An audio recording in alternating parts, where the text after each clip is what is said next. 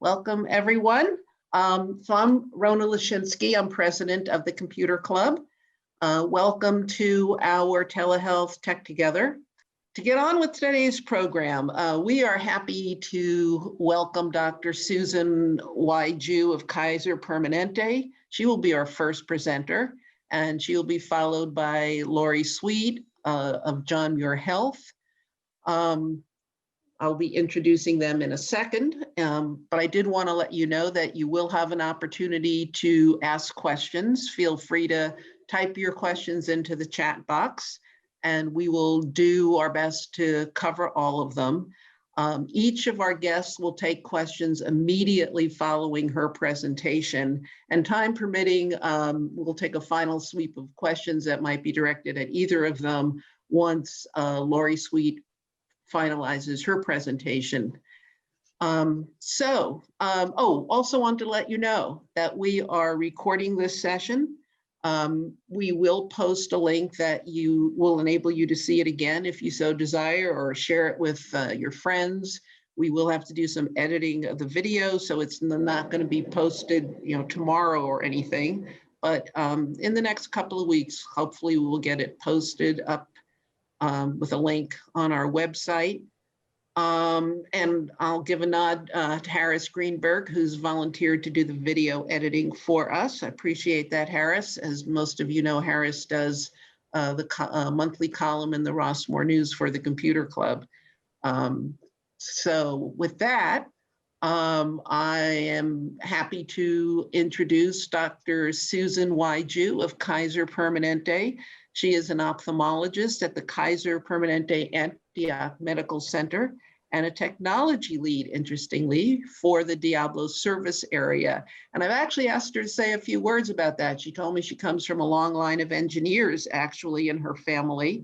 She chose to go into medicine, but actually has a big interest in technology and provides some maybe provide a little bit of behind the scenes goings on for us in terms of her role as a physician and technology lead. So with that, I will introduce Dr. Susan Y. Jew.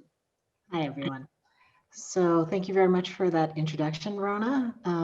So like you were mentioning, I am one of the technology leads, and what that means in our organization is I am one of the people who helps bring new technologies to the physicians all across the Diablo service area. Typically, there are things that help us advance our ability to provide care for patients, but they also just make it easier for us to do the job that we do. And today, with all the telehealth options, there's a lot of new things for us to learn every day, just like you all are learning things every day. And you talked about new software maybe happening.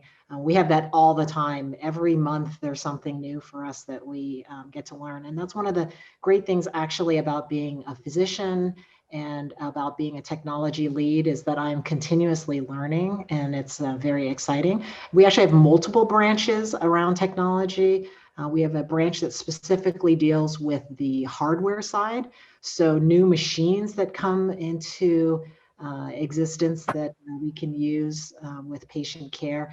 And then the software side, which is the side that I'm most of the time involved in, although we do get consulted on what things we think are coming up that would be useful. So that way we can try to bring that as quickly and as easily to all of our patients. So that's just a little bit of background about myself and my role at Kaiser Permanente.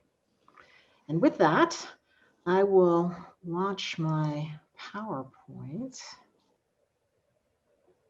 All right, and hopefully everybody's seeing this. Yes. So I'm really excited to talk to you today about telehealth. It's something that all of us, if you are participating in healthcare, are getting at least a taste of. And I'm going to give you a demo around video visits, as well as give you a little bit of background about telehealth. So the first thing is at Kaiser Permanente, just like actually probably all organizations, our highest goal is to provide you with quality care.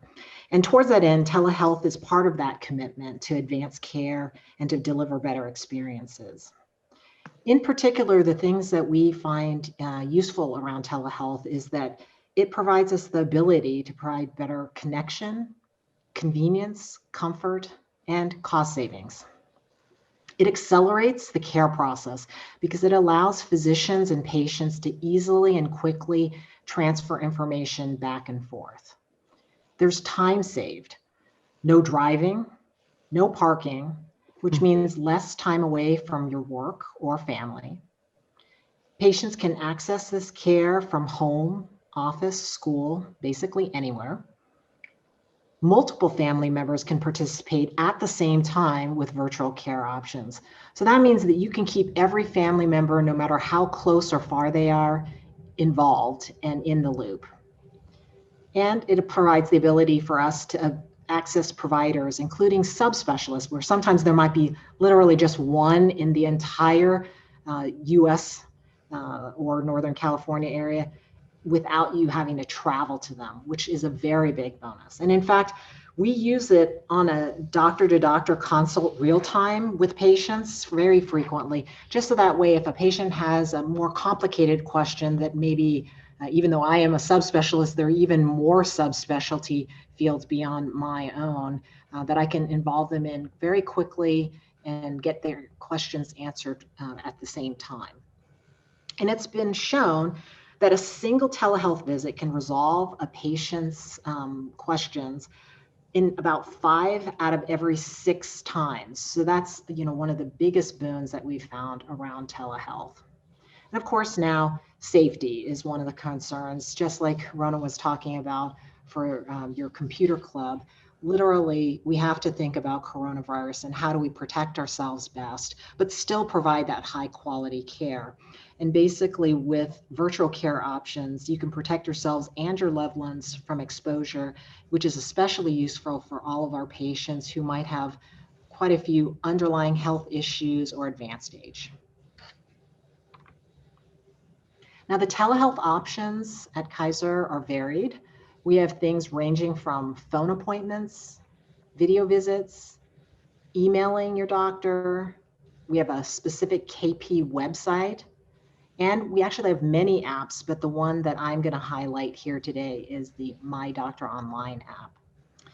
And the nice thing about each of these options is they provide a different way for you to interact with your providers. Phone appointments, we use them for everything: primary, specialty care, wellness coaching, medication counseling, and more. Video visits, which I will highlight more in a moment, for both routine and urgent care, as well as follow-up care. Emailing your doctor, I recommend mostly for kind of quick check-ins, questions that don't require more intensive answers or in-person interactions, but they're really a great way of sharing information quickly. Again, I will talk about that in a little bit. And then our website, as well as any of the KP apps that you can get on your phone or on the computer, they allow you to do a wide variety of things, including scheduling and changing your appointments, checking lab results, refilling prescriptions, and also helping out with managing a loved one's care. So you don't have to just help out with your own, you can help out with family members as well, because these remote options, if the member themselves gives permission, you can let other family members help out, especially if you need a little bit of assistance on the technology side. Now at Kaiser Permanente, we've seen a 30-fold increase in video visits just this year alone, which in perspective translates to about 20,000 video visits a day. And this is Northern California. So it's not across the entire country, it's just Northern California. And we've had over 2 million video visits this year alone. But even before we were doing the video visits as we are currently, we have years of experience and associated innovation around telehealth. We've used it for providing a variety of different services, including language assistance, including sign language, providing telehealth in areas where there is less direct access to healthcare. For instance, in some more rural areas where they might have regional hospitals or healthcare outpatient clinics, stroke patient care, and mental health visits. Now, one of the interesting things about stroke care that I want to point out is that Kaiser Permanente has about half it takes for us to provide treatment. From the moment we learn that a stroke patient is coming to one of our facilities, we can literally use telehealth options to mobilize a whole team of physicians, from a neurologist to a radiologist, the ER team, and pharmacist. So that way we can expedite your care. And every minute counts for stroke care. The sooner we know that you're coming, the sooner we know that we need to have this team available, the faster we can evaluate you and provide stroke care, which typically causes a huge benefit in terms of what your final outcome will be. Now, of course, not every visit is really amenable to telehealth. At Kaiser Permanente, while there's been a shift worldwide towards using these different options, the emphasis has always been on patient choice. So if you want to be coming in for your face-to-face visits because you feel that's the best way to interact with you, of course, we want you to come in. Also, if a physician believes that an in-person physical exam is necessary, we invite you to come into the office. And then, of course, not all care lends itself to video visits. For example, certain health issues such as chest pain or abdominal pain may require in-person care, and blood work, radiology, studies, procedures, these all typically need you to come in, at least with our current technology. Now, the one nice thing about Kaiser Permanente is that we have been mobilizing telehealth and utilizing telehealth for quite a long time. So because our infrastructure is strong, we've tried to make the process as seamless as possible. The tools required are minimal, and they consist of a smart device like an iPhone, Android, iPad, or a computer or laptop with a webcam. Strong Wi-Fi or cellular connection is necessary for the most stable background, so that way you can actually get something useful out of the video visit. And then I ideally recommend using the My Doctor Online app, which can be obtained for free off of the Apple App Store or Google Play.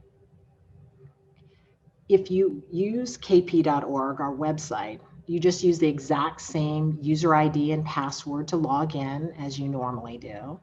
But even if you don't use kp.org for whatever reason, you can easily access video visits at any time with a direct link from the login page. And I'll show you this in more detail when we look at the demo.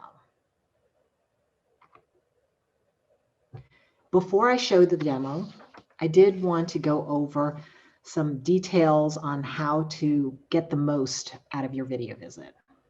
As I just mentioned a moment ago, I do recommend downloading the My Doctor Online app, and ahead of time is better because it does sometimes take a couple of minutes to get this app. I recommend actually trying to log in right away. It's very easy with all the user IDs and passwords that we might have for the various things that we use, that we can kind of get them jumbled. So kind of refreshing your memory and getting ready and making sure that you can get in easily is the first step. And then on the day of your visit, I do recommend at least trying to join up to 15 minutes before your appointment time to the actual visit itself. If for any reason you have difficulties either with your login or connection, we have staff that are always available. And of course, your provider can help you too. For the visit, ensuring good lighting is very important. We do the same for ourselves. If we can see you better, we can help you better. And then if you're trying to show us something that's maybe small or detailed, like a growth or a lesion, taking photos is very helpful too. That way you can share them by email and you can give us a much higher quality image, because depending on your connection and also depending on your lighting and how small or detailed you want to show us something, the video visit sometimes loses some of those details. And of course, write down any questions that you might have ahead of time. So that way we can make sure that we cover everything you want to cover during your visit. Now to the demo.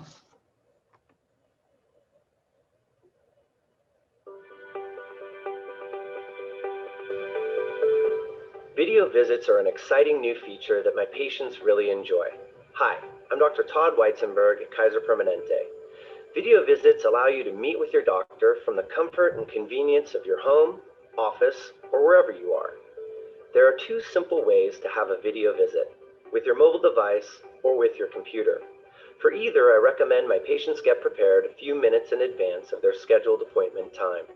Most patients choose their mobile device, so let's start there. You'll need the app for Northern California members. It's available from the App Store or Google Play. Please note, this is different from the Kaiser Permanente app. You'll need a strong Wi-Fi connection while conducting your video visit. You may have received a link by email before your visit that'll take you directly to the app. This link can also be used to join your video visit at your scheduled time. When you open the app, you'll be asked to sign in. This is the same user ID and password you use for kp.org. Signing in allows you to enjoy all the other great features of our app. Your scheduled video visit will show up under Appointments. If you don't have a user ID, forgot your username or password, or you have trouble signing in, it's still easy to connect. Simply click on the link that says Video Visits Temporary Access. If you're joining for your child or someone else, use this temporary access link and enter their information on the following screen.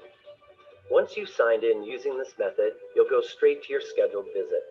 Please remember to enable your camera and microphone if prompted. 15 minutes before your appointment, you'll be able to join your visit. Click Join, and you'll be connected. It's that simple. Hi, Barbara. How are you? Can you see and hear me okay? Hi, doctor. Yes, I can see you. Thank you. So, tell me a little bit about your knee. Well, I have a little bit of information. You can also use your computer for your video visit, as long as it's connected to a camera and microphone, which are built in on most laptops. Most browsers are supported, but if yours isn't, you'll get a message that you need to switch. If you've been sent a link to your video visit, you can use that, or you can sign in using this address. Video visits offer a new and convenient way to connect with your doctor, face-to-face. No driving, no parking, no waiting room. This can save you time and money.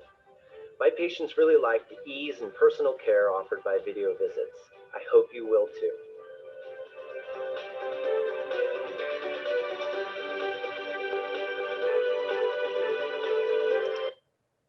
Okay, so I hope you found this overview useful. I'm including a couple of links. The first one is frequently asked questions around video visits at Kaiser Permanente. And the second one is an actual link to the video that you just watched demonstrating how to do the video visit. I'll also send to Rona 2 PDFs, which show you graphically how you can join, because I think that these are very useful, and literally they're just cookbook step-by-step on how to log in. Yes, Dr. Ju, we would be happy to post whatever you would like to provide us, links, even if the video can be launched from our website, we'd be delighted to. Yes. And do you have any questions? Well, we do have a question from someone who said getting onto today's Zoom was one click was very easy, but this isn't always the case. He says with my doctor, he said there's hearing difficulties and holding the phone with one hand, pointing to areas of concern with the other. Can you give any tips maybe from your experience with working with people on telehealth about, is it better to have a handheld device, or does it just depend on what you're trying to get resolved? Right. So just like I mentioned, sometimes also there are things that you want to show that are in hard to reach places, like on your head or on your back, or if it's something small. So that's why I mentioned taking photos, because you can have a friend or a family member do it. So if you know ahead of time that you're going to want to illustrate something, I would just have that friend or family member, or even yourself, if you have some sort of a stand for your camera, because you can buy those actually very easily. It's like 16 to 20 something dollars. And you can even make one yourself out of a toilet, believe it or not, for holding your camera steady. And then you can take the photographs or take small images that you can send over by email, either before. I actually like it beforehand if you can send it to me before the visit, but if you've never met that doctor before, so you can't quite email them yet, you can send it to us right after. And typically I use that information to help better inform and help you with your healthcare. Now, holding it versus having it like on a webcam, it's really a personal preference. It depends on how good your camera is on your laptop or your desktop, because that is typically stable. You know, it's on a base. But like I said, for the phone, you can use it. You can use a stand to help you position it better. So that would be the choices that you have. Well, I have a question for you. It just struck me that as an ophthalmologist, I would think you are among the more limited specialties in terms of what you can do with telehealth. Yeah.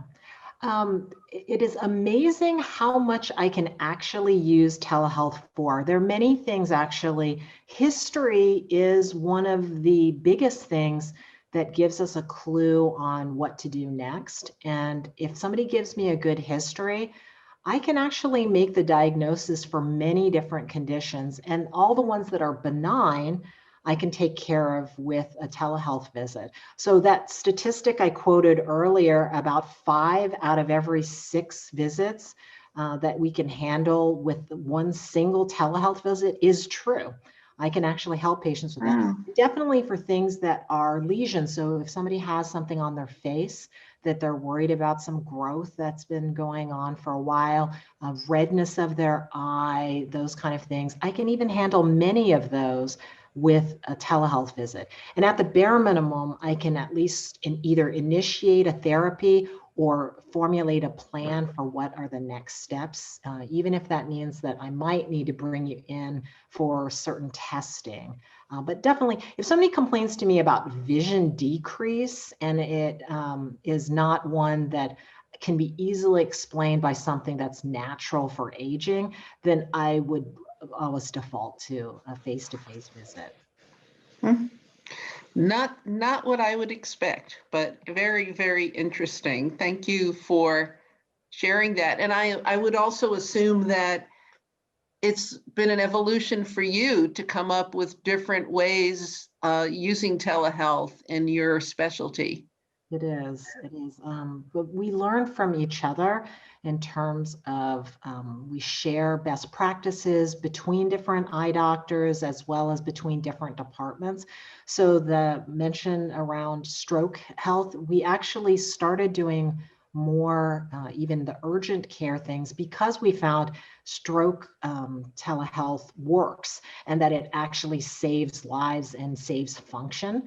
Because if I have a good quality video camera, I can actually even do a pretty decent neurologic exam. I just need to have somebody else to either help me position the camera better and to help guide the patient with doing the different maneuvers that are required to assess their neurologic health. So that's one of the really nice things is that we've learned that from neurology and have been able to translate that into ophthalmology. So if somebody told me they were having double vision, I can potentially even diagnose at least what muscle or nerve might be giving them trouble with a good quality video visit. And then I can just literally direct them. I want them to go to the emergency room or to the radiology department to get what other studies to help me isolate what the problem is, and then set them up for an exam, either with me or with one of my subspecialty colleagues. Wow, that's fascinating. What an evolution. And I think it mirrors the kinds of things that are going on in society. There are, some clubs I know are saying, we've never had more involvement from our membership now that we're doing so many things over Zoom. So I guess medicine is no different, that this explosion has come up with development of new techniques of how to do things. So Definitely. yeah. Okay, we don't have any other questions for you right now. As I said before, we are going to enable you to ask additional questions after Lori Sweet does her presentation. If you come up with something else for Dr. Ju that you went, wish I had asked that, you will still have an opportunity to do so. So next, we have Lori Sweet, who's a physical therapist and supervisor at John Muir Health Outpatient Rehabilitation Center right here at the Rossmoor Shopping Center. She has been a physical therapist for 40 years and has been in her current position as a supervisor for 10 years.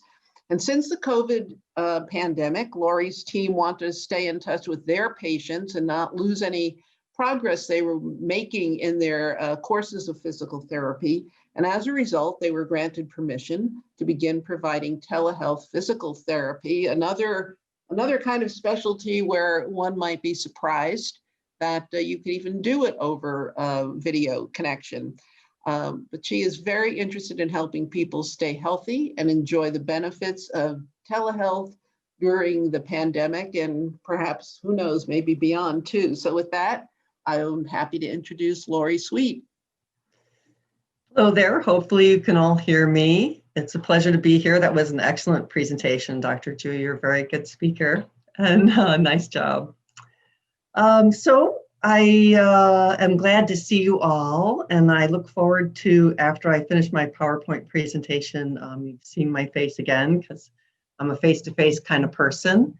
But let me get my screen going here and share. So I wanted to let you know that some of what Dr. Ju's presented, I also have it available on this information. So we'll just kind of scoot through some of what might be redundant. But I think one of the most important things for people to realize is that if you haven't tried it, telehealth, I think you might want to give it a try. And certainly if you're in a situation where you might be delaying some sort of healthcare issue, maybe managing an issue of a symptom that's just come up or something, if the doctor suggests it, or if you're not interested in going out into the public right now much, try telehealth. If you haven't tried it, I encourage you to give it a try. It may exceed your expectations. So just so you know, at all medical facilities, including at John Muir Health, if you need to come and see us in person, we are of course available for you. And we want you to know that at our Rossmoor facility and any John Muir Health facilities, and I believe at every health facility right now, you won't be able to get in the door unless you participate in our temperature screening and our multi-symptom COVID screening questionnaire.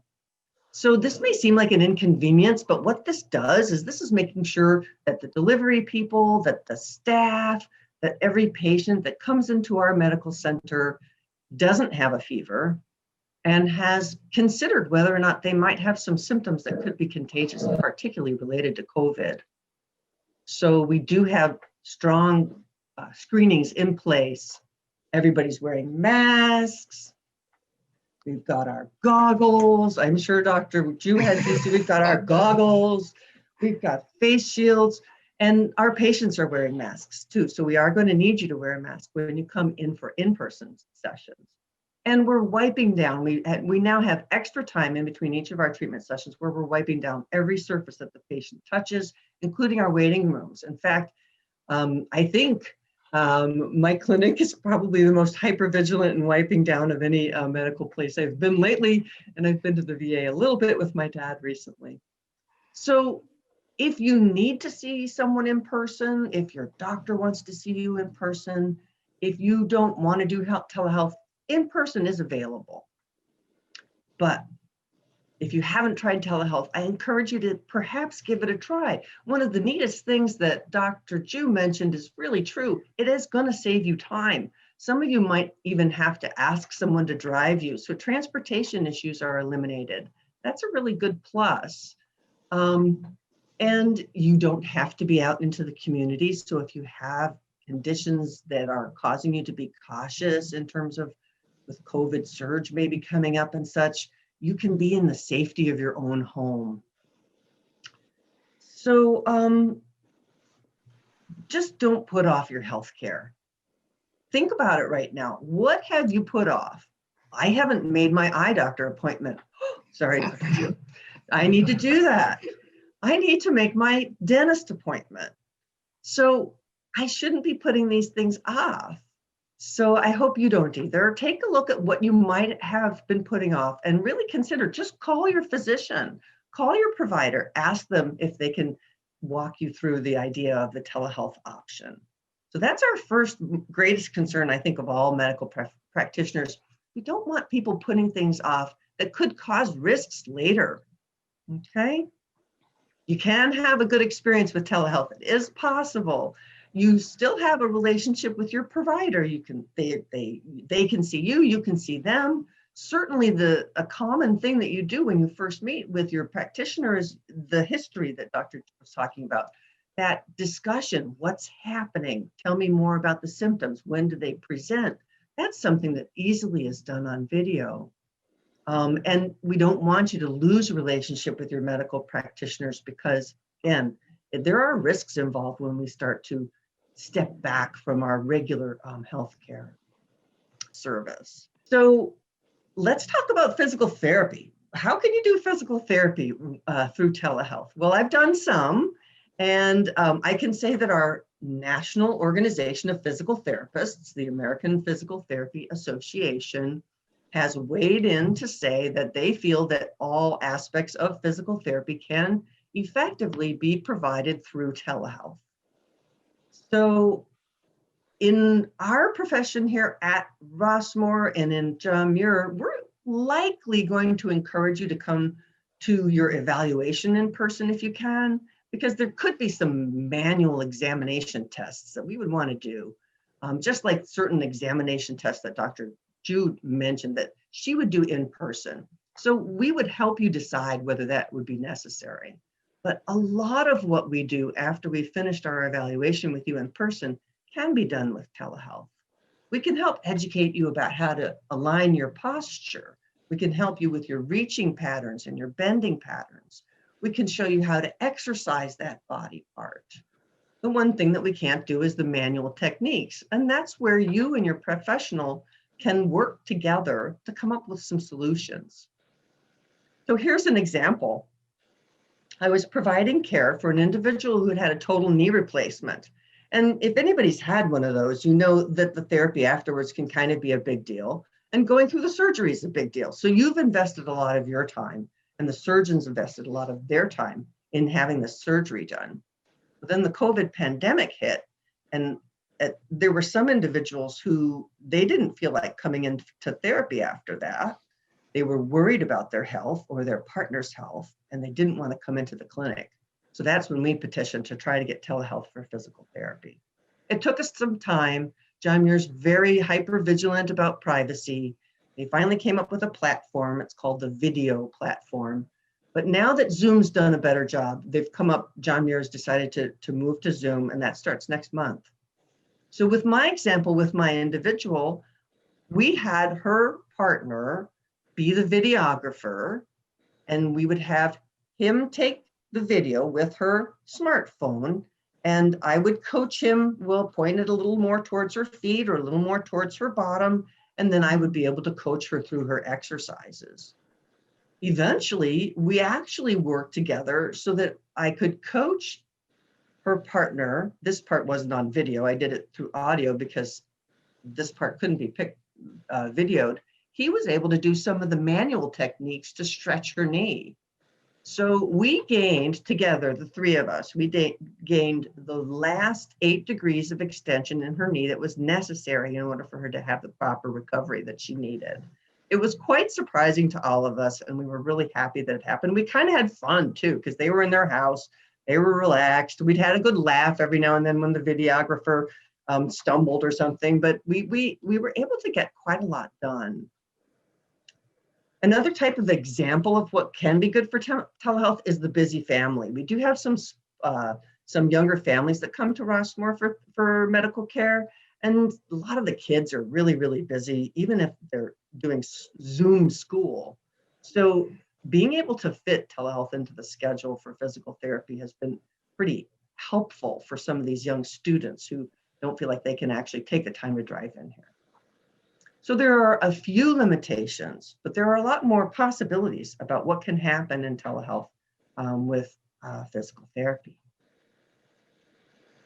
So for John Muir Health, the one thing you need to know is that you do need to sign up for something called MyChart. And MyChart's going to be an electronic way that you interact with your physician. And the way to get signed up with MyChart is to contact the scheduler for your doctor and say, I want to sign up for MyChart.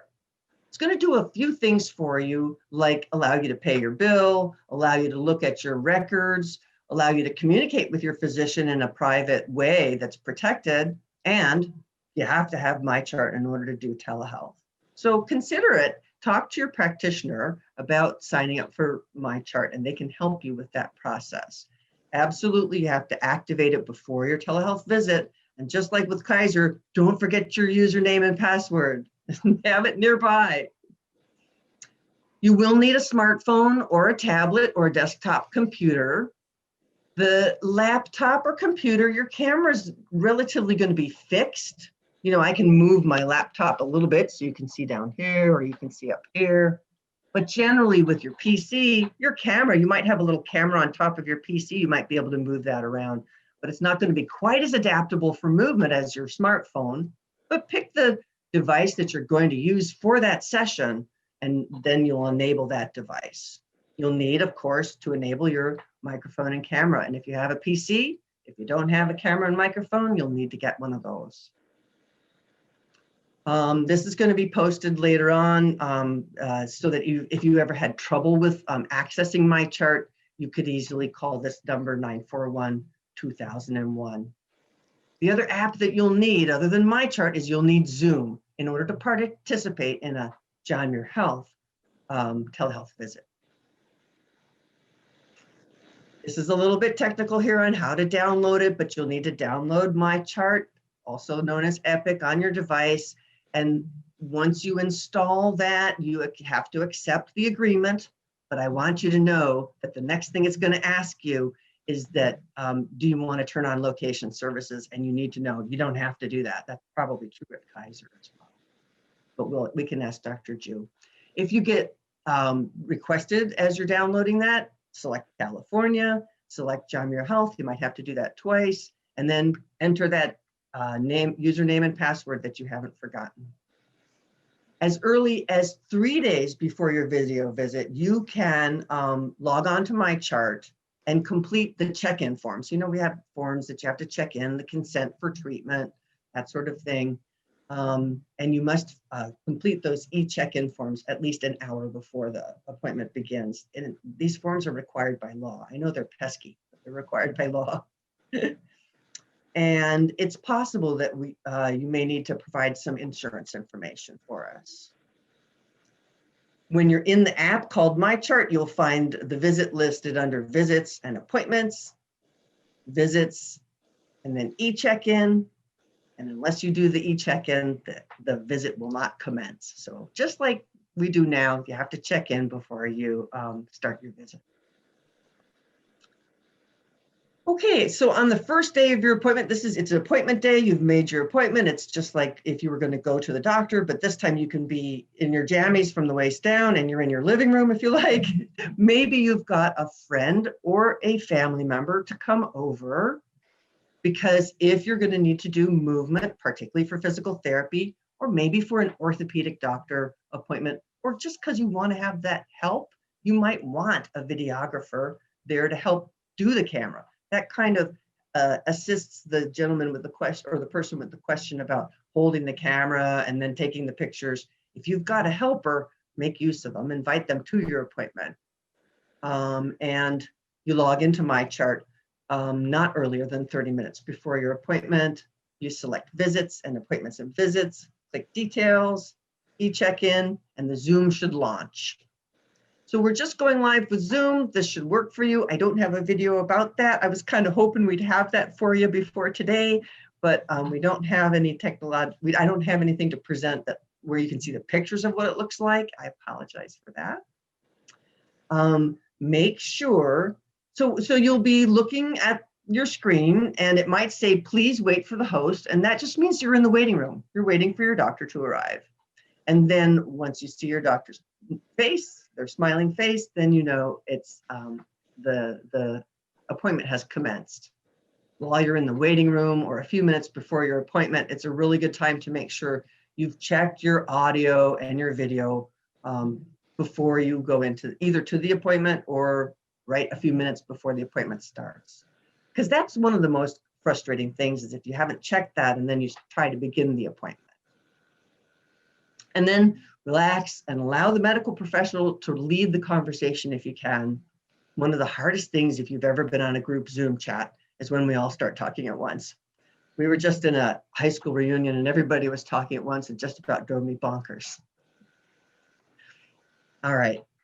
So again, like I was mentioning, if you think your medical practitioner needs to see more than just your head and shoulders, you may want to get a friend to help you with you as a videographer. One of the things that I've used for telehealth is an old music stand. They work pretty well. They go up and down. You can spin the camera around. It's just an idea. There's lots of different options. Dr. Ju mentioned some very affordable equipment stands. And of course, we do like it when you have your questions written down and fairly early in the appointment, you say, hey, I've got about 5 questions for you. That helps your practitioner know how much time to save for that. All right, and then when you're done, you just click the end button and that will make sure that your appointment is securely closed. Okay, so make sure you sign off correctly with any type of Zoom activity. All right. So with what you've heard from Dr. Ju and what you've heard from me, I hope you feel at least a little more curious. Some of you may feel more confident to discover more about telehealth. I encourage you to give it a try. It's surprisingly more effective than you think. I can tell you that for sure. I'm sure Dr. Ju and I have both learned during that they've been doing telehealth longer than me, but the more you do it, the more you begin to realize how much you can get done in those visits. And if there are technical bugs, just take a deep breath, give us a few minutes. There's always some support teams nearby to help work out any issues. And John Muir, and I'm sure Kaiser does as well, we always take your privacy very seriously. It's an extreme responsibility that every medical practitioner holds. So to find out more about telehealth, ask your provider. It is safe and it is a viable option. Are you ready for a question? I am ready for a question. We don't have anyone submitting one yet, but I always come up with these things. Thank you, Rona. One thing, oh, by the way, I wanted to give a shout out to Lori because we're doing this because this was her idea to do something on telehealth. One of the members of our board of directors is a client of hers and was doing physical therapy, I guess, with you and decided that, guess you got to talking and you thought this would be a good idea. So thank you for that, because I'll tell you, coming up with the ideas for these presentations is probably one of the hardest parts of this is a monthly program for us. And sometimes it's like, I don't know what to do. So thank you. But You're one most of the welcome. things you forgot to mention about the MyChart app, one of the best things about it is if you have a smartphone like I do, and an iPhone that has a fingerprint reader, you don't have to remember your password. Oh, And you nice. can just put, and I assume, I bet Kaiser has that too on their app, but it is great because I never go on to MyChart anymore for my computer because then I have to remember my password. But I love being able to do it on my iPhone. So that's a big boon. But This is really a question for either of our speakers. When you think about all of the different kinds of medical devices, Apple Watches now, of course, you know, people have had blood pressure monitors at home for a long time now. I would think that's a big adjunct to telehealth, that, you know, you can say to someone, well, have you taken your blood pressure? And they have a blood pressure machine there, or an Apple Watch, and all of these different devices. Have either of you had that as an adjunct to use to the telehealth visit? Lori, oh, well, Lori's microphone's off, so Dr. Ju, do you have anything to add on that, or? I mean, we do have apps that we can have patients download to do, because since my field is ophthalmology, normally I don't need your blood pressure or your heart rate, although sometimes they can give me an idea about like sort of how much stress you might be in at that moment. But we do have apps that we can have people download. I can check your color vision through those apps. I can actually even check your visual acuity through those apps. So that's one of the nice things is that if you do have a smartphone or a computer, that we have access to all of those different things. I did want to, I guess I looked at the chat room and I realized that part of the question that was asked earlier, I did not address. So just in case Edens is still there, or we can share it with them later. They had mentioned that sometimes they had difficulties with hearing, not just holding the phone. So I didn't realize that you asked both of those. So if you're having difficulties with hearing, most of the time, if you're working either on the laptop or on your smartphone for the video visit, it's because you don't have a headset on. So if there's any background noise, even though there is some noise cancellation, it's very difficult sometimes for the computer or for your phone to do a good enough job and not accidentally filter out things that maybe you want to hear, such as your physician or provider's voice. So I always say, put on a headset, you know, whether it's the Bluetooth headsets, those are great. They're also not that expensive nowadays. They're getting more and more inexpensive over time, or just the wired headset that comes with your phone naturally. That really increases your comfort level, because one of the things is when you can't hear, it very much makes the visit not as useful for you.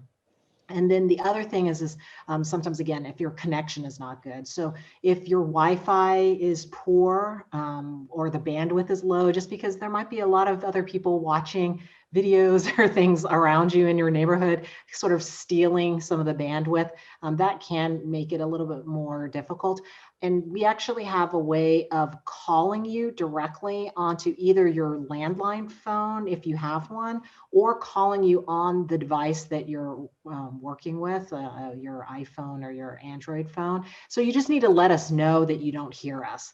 If we hear you fine, we assume you can hear us fine. But if that is not true, you should just let us know. We have ways of working around that. Thank you. And Lori, do you have anything to add? Your microphone's off, Lori. There For you a minute go. there, I thought there was a little echo maybe with my sound. Okay. Is there? Or it sounds No. good now? No, I agree with Dr. Ju. I was thinking about this, that using a pair of headphones is definitely helpful for hearing, for sure. Do get yourself in a quiet room. No, I don't really have anything else to add. Are there any other questions though? Come on out there. Hi, everyone. I have another one for you. I have one for you. So a couple years ago, I had rotator cuff surgery. Yeah. And the physical therapy I went to, I think at my peak, I had 17 different exercises, not that I counted, but one of the things that was very helpful, since, as I say, I don't do memory. I'm not good with memorizing, and I'm really not good with memorizing movement and that kind of thing. I took out, of course, this was in person. I took out my smartphone and videotaped my physical therapist as she was showing me what exercises to do, with was immensely helpful. And by the way, I might add too, just going, when you go to see a physician, I always ask permission first, but it's also very helpful with a smartphone to ask the doctor if you can record what they're telling you, which is so, and I've never had the only person I've turned me down is my vet, but all physicians have said, oh no, go ahead, record me. But when you do telehealth, is there a way to get a recording in the same way I would have made it in person of, what the physical therapist is telling me to do? Right now with John Muir Health, I don't think we do have a way to record, because then it has to link in with Epic, which is our platform that we use for sharing information. I have yet to ask that question as we go live to Zoom, but that might be a limiting factor. But since this is a computer group, your smartphone is a great tool to bring to an in-person visit. If you're coming to an in-person visit, especially it's always important to ask permission, absolutely. And in the physical therapy area, be aware that we have a lot of rules about making sure there is no one else in that picture. And most physician offices aren't going to have you in a group area like we would have you in a gym. So I love making videos for my patients, either of them doing the movement with me coaching them, or vice versa. And it is really super helpful. It really is. One of the things I hope to do in the new year, since now we are on Zoom, is we used to hold balance classes and Feldenkrais classes, because I'm a certified Feldenkrais practitioner, which is an unusual specialty, but some people know about it. Kaiser's been one of the champions of Feldenkrais, at least years ago they were. And I hope to start some group classes again, and that might be a nice way to utilize our new Zoom platform. So taking, the other thing that I've done, I have a young lady right now who mostly has done telehealth with me. She is quite anxious about attending in person due to COVID. And so she takes pictures, or has her mom take pictures of her doing things. And then she shows me with her camera during our telehealth visit, here's me at my computer station. This is when I was studying for my midterms. What about this? And then and I say, okay, watch that. And we go through, this was when your movement was good. Oh, do you see at that point in the video, that's when the movement wasn't good. So your smartphone is a really helpful tool in lots of different ways in I think. Okay. Well, I couldn't agree. I couldn't agree more. Does anyone else out there have any questions that you'd like to type in, or going once, going twice? This covers, we expect everybody on this call, on this Zoom event, to be able to very expeditiously get on to a telehealth visit then with either Kaiser or John Muir practitioner. So Dr. Ju and Lori, we expect you to report back to us if you have any problems and with people from Rossmoor. We love our clientele. We do too. But don't put off your health care, right?